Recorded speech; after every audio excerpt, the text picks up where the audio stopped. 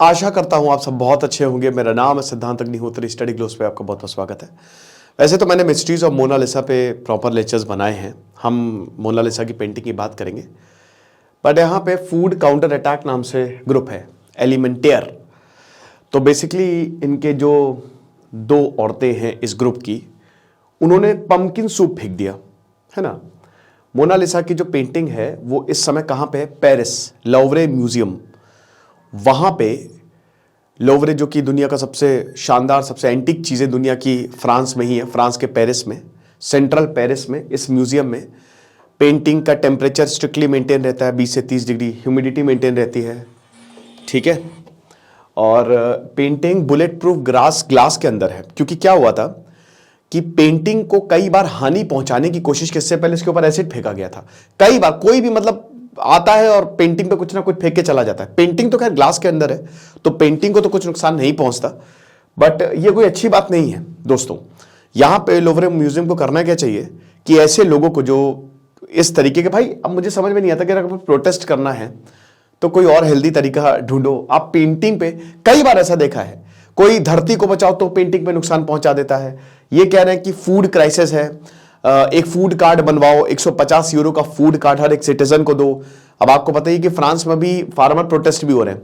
France के किसान कह रहे हैं कि जो लगातार फ्यूल बढ़ रहा है, इन्फ्लेशन बढ़ रहा है, इससे हमारी कॉस्ट बढ़ रही है, तो उसको कम करने के लिए सरकार कुछ करे। तो प्रॉब्लम है फ्रांस में, ऐसा नहीं है, बट यहाँ पे इस तरीके के जो हथकंडे अपनाए जाते हैं। और पैसे, पेरिस वैसे भी बहुत ही ओवररेटेड सिटी है। पेरिस है खूबसूरत, बट कुछ ज्यादा ही खूबसूरत को दिखा दिया है, ठीक है ना। बहुत महंगा है पेरिस, बहुत ही ज्यादा महंगा। और बेसिकली आपको बता दूं कि बहुत सारे ब्लॉगर्स गए हैं, तो उन्होंने ये बताया कि जो फ्रेंच नहीं बोलते हैं ना, उनको बहुत अच्छी नजर से जो है, यहाँ पे इंग्लिश नहीं चलती, फ्रेंच ही चलती है, ठीक है, सिर्फ और सिर्फ फ्रेंच। तो हल्का सा सॉर्ट ऑफ, बहुत ही ज्यादा तो नहीं, बट थोड़ा बहुत, क्योंकि देखिए यूरोप में हो क्या रहा है कि टूरिस्ट अब लोग पसंद नहीं कर रहे ज्यादा।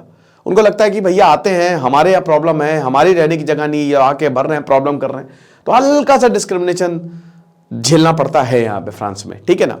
तो बहुत अच्छी नजर से जो है वो नहीं देखा जाता है। अंग्रेजी बोल रहा है सर, वो फ्रांस नहीं है, फ्रेंच बोलो तो ठीक है, यहाँ सब कुछ फ्रेंच में, फ्रांस मतलब फ्रेंच भाषा में है। तो मोनालिसा की बात करें तो मोनालिसा की पेंटिंग जो है वो लियोनार्डो डा विंची ने बनाई थी, हम सबको पता है। लियोनार्डो डा विंची दुनिया के क्या सदी के महानायक, सबसे जीनियस इंसान, जो कि एक पेंटर भी थे, आर्किटेक्ट भी थे, साइंटिस्ट भी थे, थ्योरिस्ट भी थे, स्कल्पचर भी थे, इंजीनियर भी थे। जो भी आप जितनी भी इस दुनिया में डिग्री है वो सब, आप अजीब और गरीब इंसान थे। 15-15 मिनट के नैप लेते थे 10-10 मिनट बाद, ठीक है। और दिमाग इनका अजीब था, मतलब गजब इंसान, गजब ही इंसान थे। इनकी बायोग्राफी मैंने कवर की है, जो वसारी ने इनकी बायोग्राफी लिखी है, बहुत शानदार किताब। उन्होंने बहुत सारे पेंटर्स की, बहुत सारे आर्टिस्ट की जो इटली में हुए, उनकी बायोग्राफी लिखी है। उसी बायोग्राफी में फ्रांसेस्का जियोकॉन्डो की बीवी मोनालिसा की पेंटिंग जो है, बताया है कि एक सिल्क ट्रेडर थे जियोकॉन्डो और उनकी बीवी थी मोनालिसा, ठीक है। तो उनकी पेंटिंग जो है वो लियोनार्डो डा विंची को बोला कि भैया बना दो, पेंटिंग बना दो, तुम बहुत अच्छी पेंटिंग बनाते हो। बोला कि ठीक है हम बना देंगे। अब आप बोलेंगे सर इटली में बनाई थी पेंटिंग, तो ये फ्रांस में कैसे पहुंची? देखो भाई सिंपल सी बात है कि ये फ्रांस से शिफ्ट हो गए थे, ठीक है ना।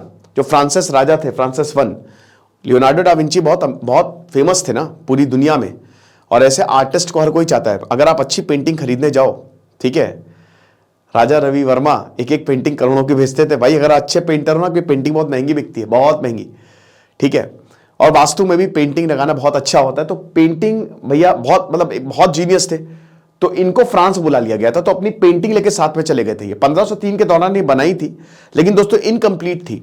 ये पेंटिंग कभी कंप्लीट हुई नहीं प्रॉपर तरीके से, ये इनकम्प्लीट पेंटिंग। और लियोनार्डो डा विंची इस पे बाद में भी काम करते रहे, ठीक है। तो सॉरी, उसके बाद फ्रांस आ गए। फिर 1519 में इनका देहांत हो गया, और उसके बाद फिर जो राजा थे उन्होंने बोला ये तो मेरी संपत्ति है, इसको हम अपने में पास ही रख लेते हैं। तो ऐसे फ्रांस में पहुंचे। फिर फ्रेंच रेवोल्यूशन जब हुआ तो इसको लोवरे म्यूजियम में रखवा दी गई ये पेंटिंग, ठीक है। इस पेंटिंग को लेकर काफी ज्यादा मिस्ट्रीज हैं। क्या क्या मिस्ट्रीज है? बोला जाता है भैया ये पेंटिंग जो है वो एलियन है, ठीक है, इसमें एलियन को दर्शाया गया है। एक थ्योरी ये बोलती है कि ये खुद ही लियोनार्डो डा विंची है, उन्होंने अपने आप को ही पेंट कर दिया, ठीक है ना। तीसरी थ्योरी ये बोलती है कि ये इस दुनिया की है ही नहीं पेंटिंग, ये दूसरे दुनिया की। तो मोनालिसा को लेके ऐसी बहुत सारी थ्योरी जो है वो सामने आती है, बट मोस्ट यही है एक्सेप्टेड जो बोलते हैं, जो भाई वसारी ने भी लिखा है कि भाई सिर्फ एक पेंटिंग है और एक औरत की पेंटिंग है, ठीक है ना। एक औरत की पेंटिंग है जिसका नाम था मोनालिसा, जो कि फ्रांसिस्को जियोकॉन्डो की बीवी थी, है ना, यही है। उसके बाद दोस्तों इसको अभी तो म्यूजियम में रखा गया है। 1911 में इसको चोरी किया गया था, बिल्कुल सही बात है।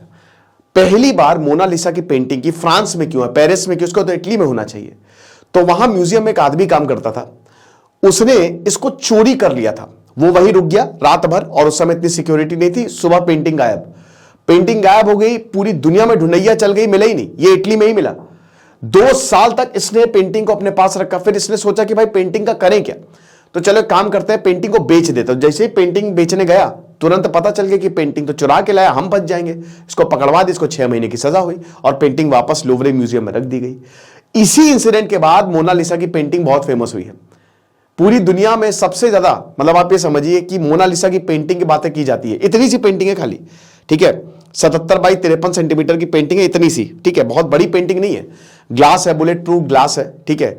और अभी ये काफी डल लगती है, बट दोस्तों ऐसा बोला जाता है कि इसकी शुरुआत में हो सकता है पेंटिंग बहुत ब्राइट हो।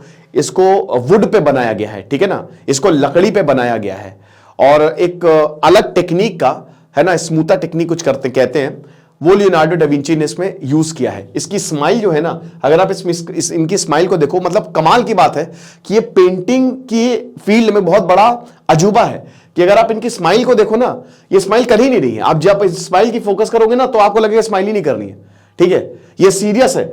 लेकिन आप, ये ऑप्टिकल इल्यूजन है बेसिकली, है ना। इसके लिए बहुत ज्यादा स्टडी की थी लियोनार्डो डा विंची ने, एक्सपेरिमेंट चीर फाड़ कर डाली थी, स्माइल समझ लीजिए, होंठ काट डाले थे, ठीक है, लाशे वाशे लाके। तो आप ये समझिए कि ये जो पूरा हिसाब किताब अगर आप यहां पे देखेंगे, यहां पे देखेंगे, कहीं पे भी देखेंगे आप, ठीक है, तो आपको मोनालिसा स्माइल करते हुए दिखेंगी। लेकिन अगर आप इनकी स्माइल पे देखेंगे तो स्ट्रेट लाइन है, आपको स्माइल करते हुए दिखेंगे ही नहीं। अरे बाप रे, ये क्या है, ठीक है। बैकग्राउंड में इनका ये पूरा इटली की वैली है बेसिकली। और उस समय बताया जाता है कि मोनालिसा 24 के करीब साल की थी। और मोना का मतलब ही होता है कि मैडम, MONNA, बाद में इंग्लिश में एन हट गया, ये खाली MONA रह गया। तो ये मोनालिसा की पेंटिंग है आपके सामने। इस पर कई बार नुकसान पहुंचाने की कोशिश की गई, पहली बार नहीं है।